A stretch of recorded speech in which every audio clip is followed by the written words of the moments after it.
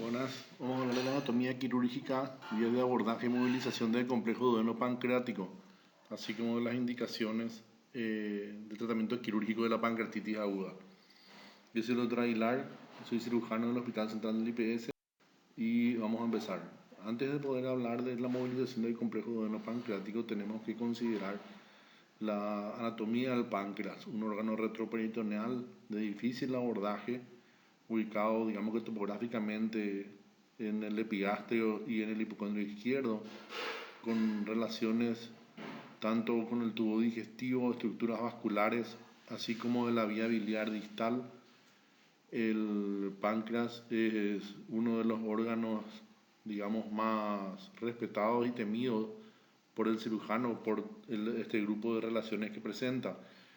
Pueden ver de que está relacionado con la parte final del antro píloro, con la primera, segunda, tercera y cuarta porción del duodeno, lógicamente con la primera y segunda rodilla duodenal, con la vía biliar principal en su parte distal, con la vena mesentérica superior y con la arteria mesentérica superior, con quien tiene una íntima relación. Detrás del istmo pancreático se forma la vena porta en la unión de la vena mesentérica superior con el tronco esplenomesaráico, resultado, como recordarán ustedes, de la unión de la mesentérica inferior con la vena esplénica, para poder ir luego a abordar el ilio hepático por detrás y de la vía biliar principal, que se encuentra ubicada a la derecha de la vena porta, y la arteria hepática que correría, digamos que del lado por la cara anterior de la vena porta hacia la izquierda. Tiene dos conductos, el conducto principal o conducto de Wirsung, y podría tener un conducto accesorio de Santorini. Como ven aquí, las arterias tienen una disposición importante, es un órgano que sangra bastante si es que se nos descontrola, tanto desde el punto de vista arterial como venoso. Vemos que recibe ramas tanto de la arteria hepática, de la mesentérica superior, para formar un círculo arterial muy importante en la cabeza del páncreas, que va también a encargarse de irrigar al duodeno, que son las arterias pancreáticas duodenales anteriores y posteriores, superiores e inferiores, digamos, formando una arcada vascular, y recibe ramas también de la arteria esplénica a nivel de su cuerpo y cola, dando una irrigación bastante importante al órgano.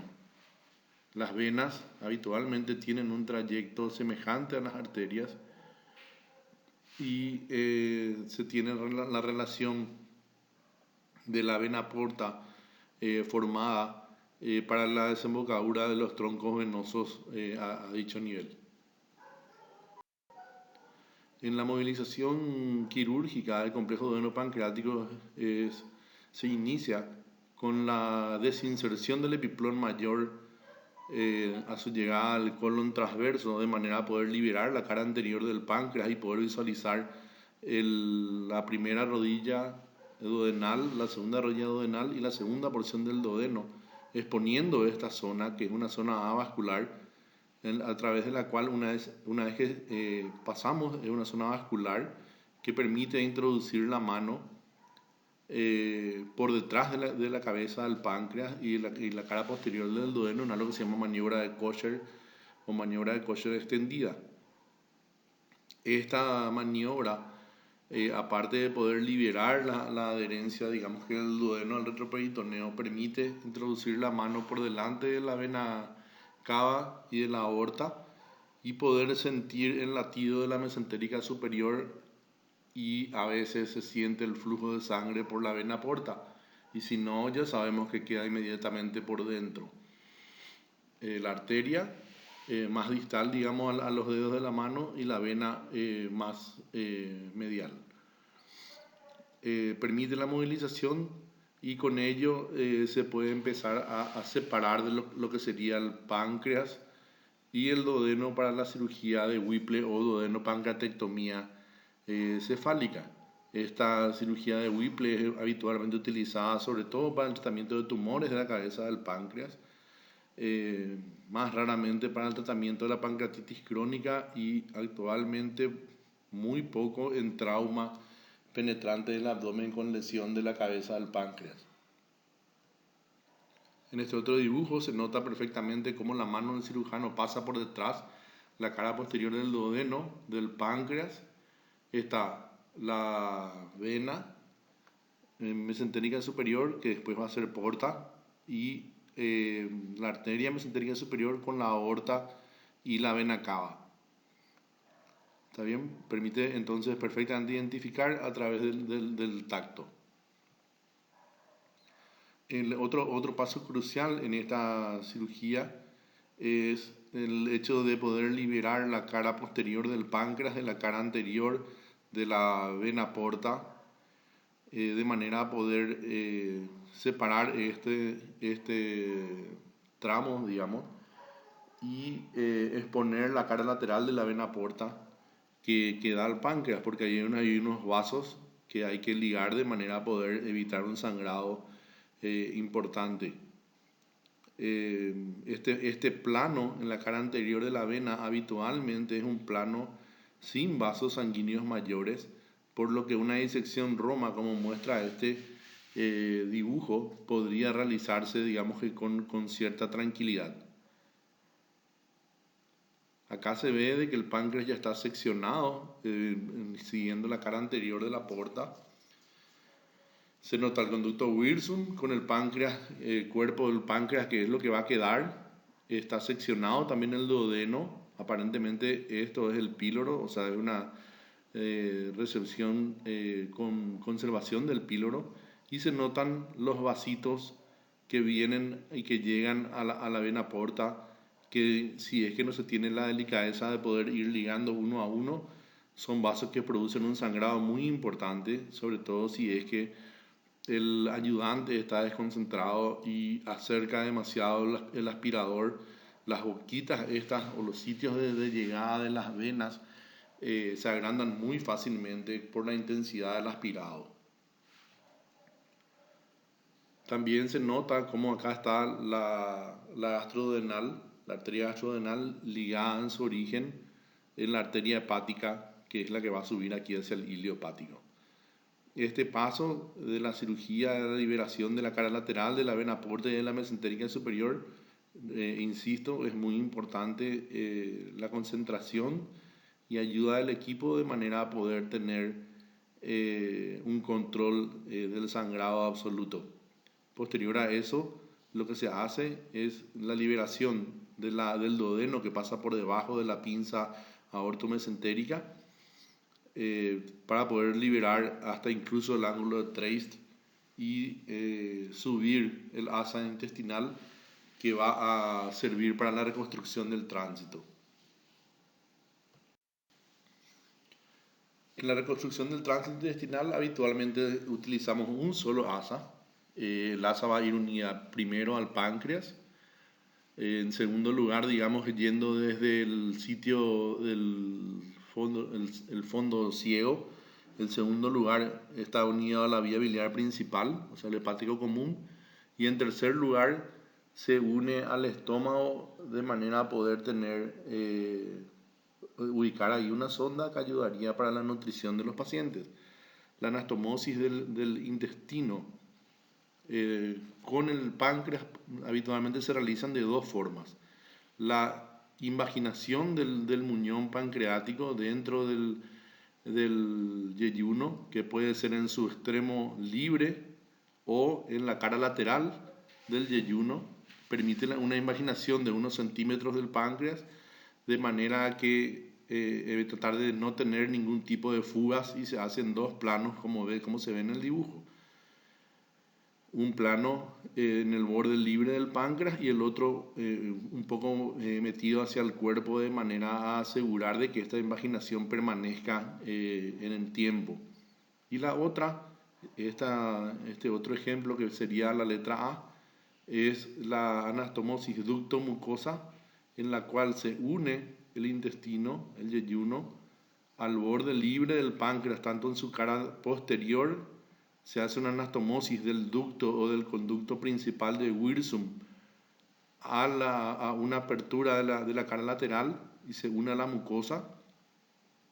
Y luego se vuelve a hacer un segundo plano de sutura para poder cerrar esto en el borde anterior del páncreas. Esta ductomucosa o la anastomosis por invaginación pueden o no tener un tutor para poder intentar, digamos que, evitar al máximo la fuga del líquido pancreático a la cavidad abdominal. Un tutor es un tubo, un tubito fino, lógicamente, que pueda entrar a través de este conducto de Wilson y una por dentro, tanto el Wilson como el yeyuno.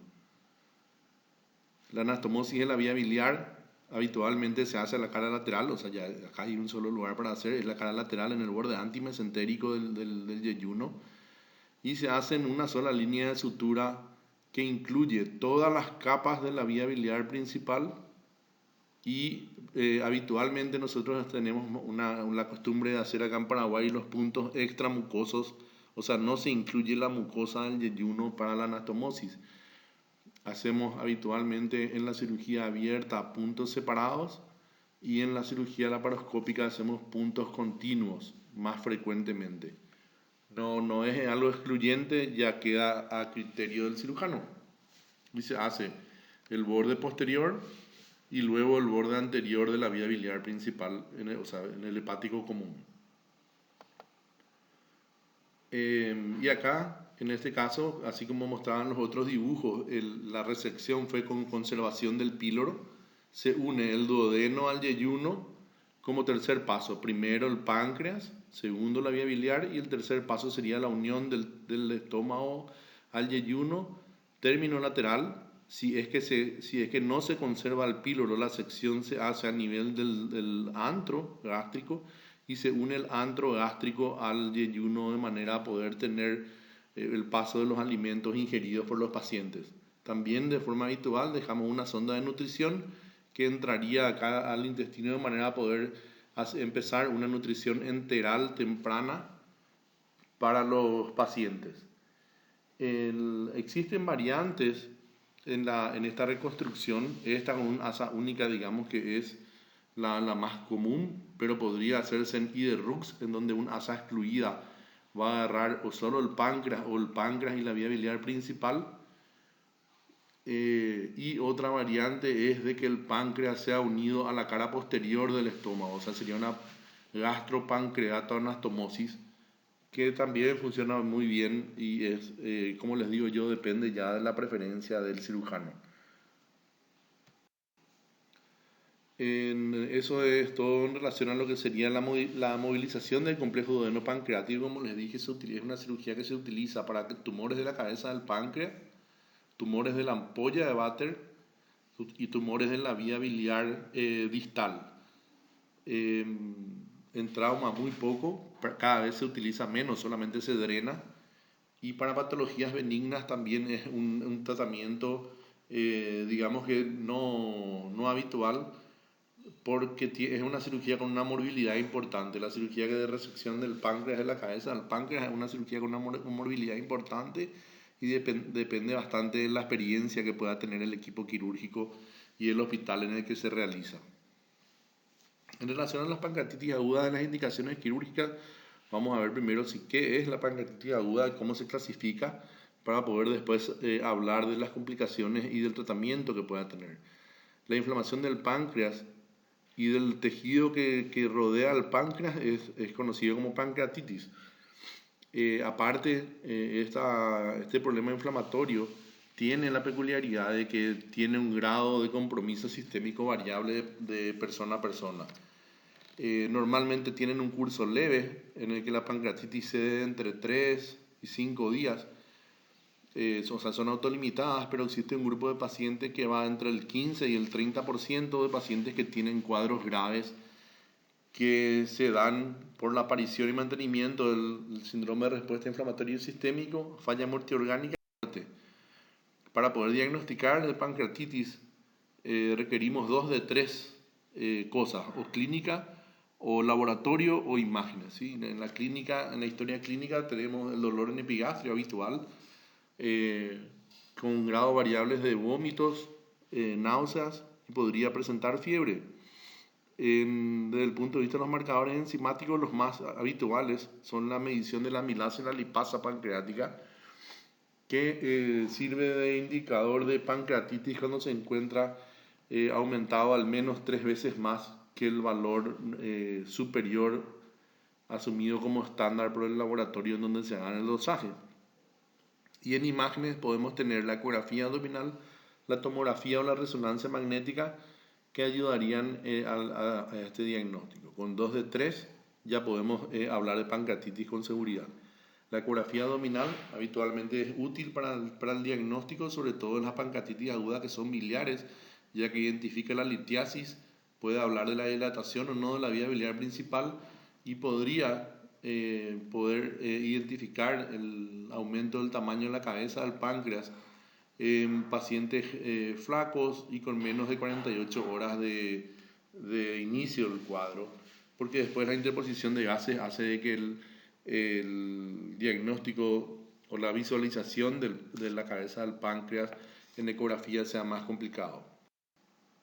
La clasificación que utilizamos es la clasificación de Petrov, que utiliza tanto la necrosis peripancreática o de pancreática con el fallo orgánico como para poder ver si es que cómo clasificarla. Es una clasificación dinámica, o sea, el paciente no queda en una clasificación, podría ir variando de acuerdo a su evolución, y de hecho tiene, como vamos a ver ahora, una peculiaridad a diferencia de antes, que la pancreatitis era leve o grave. Ahora la clasificación de Petrov propone que durante las primeras 72 horas se le pueda catalogar al paciente en pancreatitis aguda leve, en aquella que no presenta fallo orgánico ni tiene ningún signo de alarma. Enseguida vamos a ver cuáles son los signos de alarma. Y la pancreatitis aguda potencialmente grave, que presenta uno o más fallos orgánicos. Estos fallos pueden ser hipotensión arterial, insuficiencia respiratoria o renal, o que presenta algún signo de alarma. Como les dije yo, vamos a ver todas estas definiciones enseguida.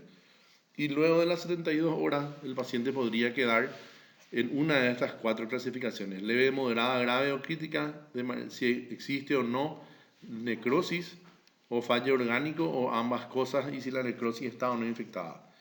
Ahora vamos a ver un cuadro para que sea un poco más fácil de entender. Acá se tiene leve, moderada, grave y crítica, si es que hay complicación local o no, si hay complicación sistémica o no, y si están asociadas entre ellas. En la leve no hay complicaciones locales, ni del páncreas ni peripancreáticas, y tampoco hay fallo orgánico. En la moderada sí hay una complicación local, pancreática o peripancreática, pero esta es estéril, o bien, si hubo fallo orgánico, fue transitorio. También enseguida vamos a poder hablar de esta definición. La grave es cuando sí hay complicación local, pero esta ya es infecciosa, o bien si existe falla orgánica persistente. Y la crítica es aquella en la que existe una complicación pancreática o peripancreática infecciosa también, asociada a un fallo orgánico persistente. ¿Ven? En esto es muy simple de distinguir a medida que se va viendo este cuadro, poder diferenciar los 4 tipos de gravedad. El fallo orgánico transitorio es aquel que se resuelve en menos de 48 horas tras aplicar la medida de soporte adecuada. Y persistente es el fallo orgánico que no se resuelve a las 48 horas luego de aplicar las medidas de soporte que son adecuadas. La definición de falla orgánica está dada por la aparición de hipotensión, es decir, una presión arterial sistólica menor a 90, una disminución de 40 de la presión arterial sistólica basal del paciente con signos de hipoperfusión tisular.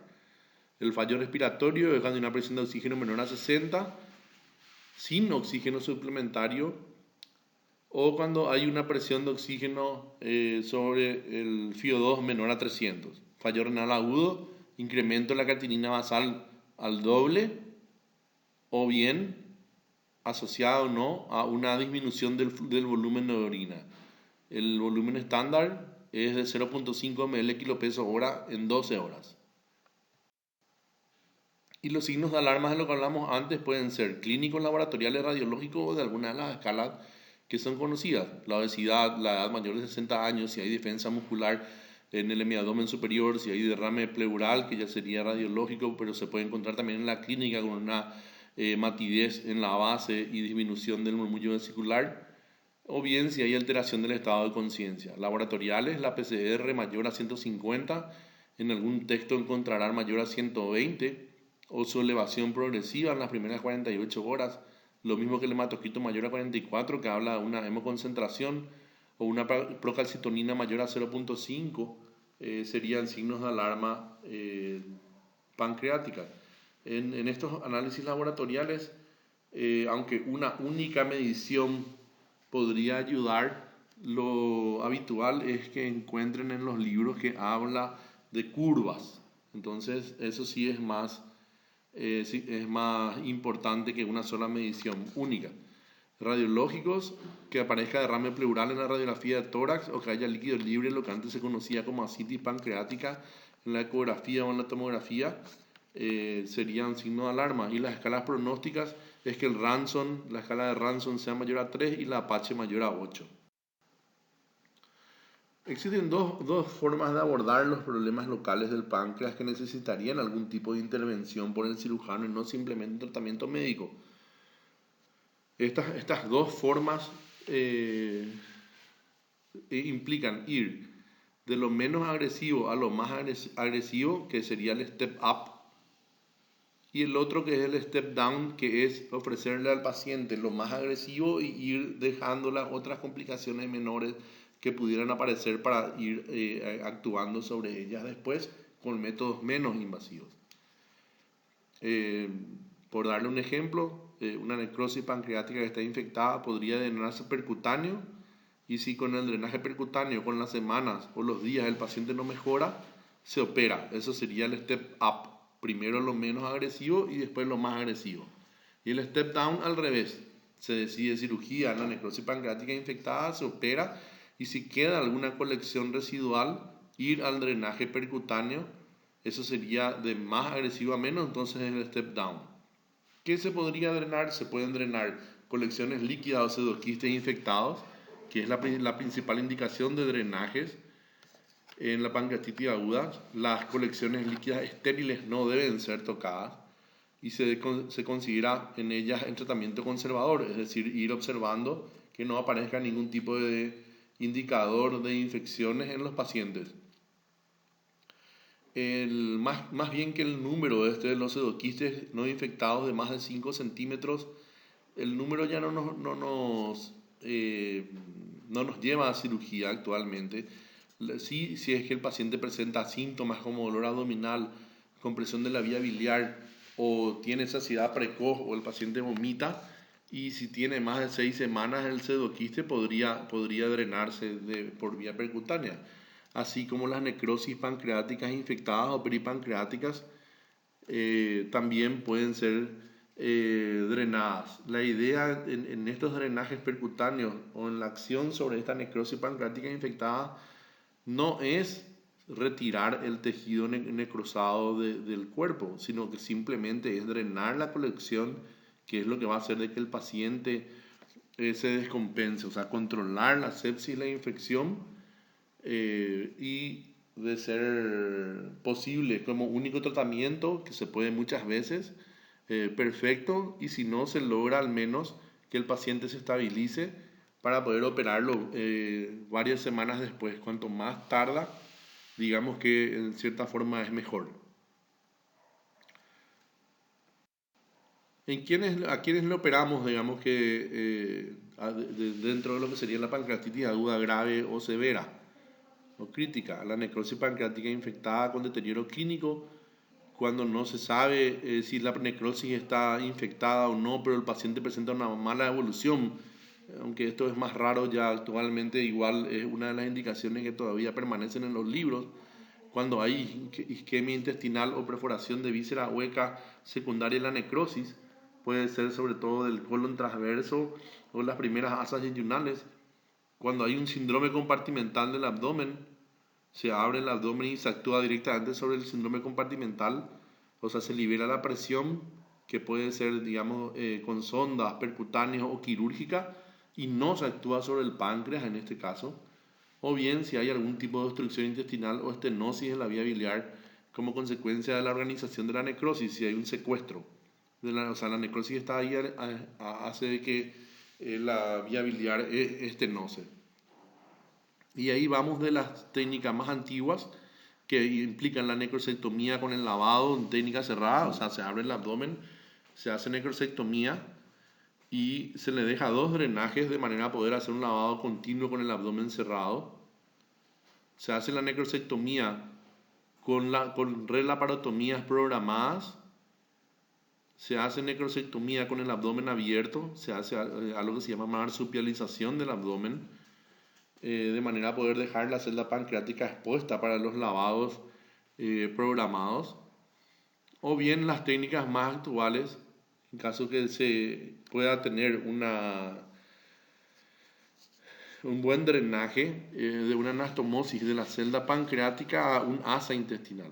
Puede ser al estómago, entonces sería gastropancreatoanastomosis, o bien al yeyuno, y de ahí sería retroperitoneo yeyuno anastomosis. Son técnicas diferentes y lo que se hace en la gastropancreatoanastomosis es abrir la cara anterior del estómago, abrir la cara posterior y unir a la celda pancreática. Para esto tiene que tener ciertas características, tiene que tener una buena pared, digamos que la necrosis estar bien contenida y ahí la necrosis va drenando directamente al tubo digestivo.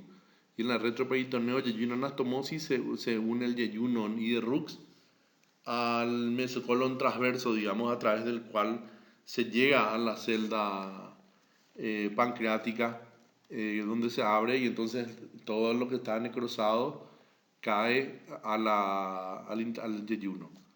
Cuando operar, se trata de estirar lo más que se pueda de manera que la colección tenga una buena pared. Y para ello se trata de esperar entre 3 a 4 semanas con antibióticos.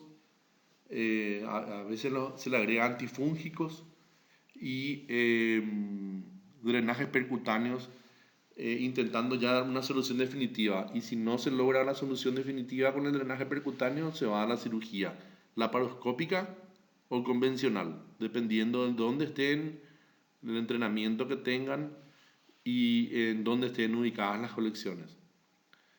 La mayoría de nuestras pancreatitis agudas son biliares, o sea, la litiasis vesicular es la causa de esas pancreatitis. El tema es tocar o no tocar la vesícula cuando se operan estos pacientes. Son pacientes muy graves, inestables habitualmente. Entonces, no hay un consenso internacional de definir si se opera o no de la vesícula en el mismo acto quirúrgico, pero digamos que en línea general se tocaría la vesícula, o sea, se le haría una colecistectomía asociada al procedimiento de actuar sobre la necrosis infectada, dependiendo de dónde estén, qué entrenamiento tengan y el estado general del paciente. Si el paciente da y se ve la vesícula como para sacar y es fácil, y ustedes están entrenados para eso, en un buen hospital, entonces se hace. Y si no, no se toca. Lo vamos a ver más adelante, de acuerdo a la evolución del paciente, para hacer una nueva cirugía, o sea, la colecistectomía. Muchas gracias.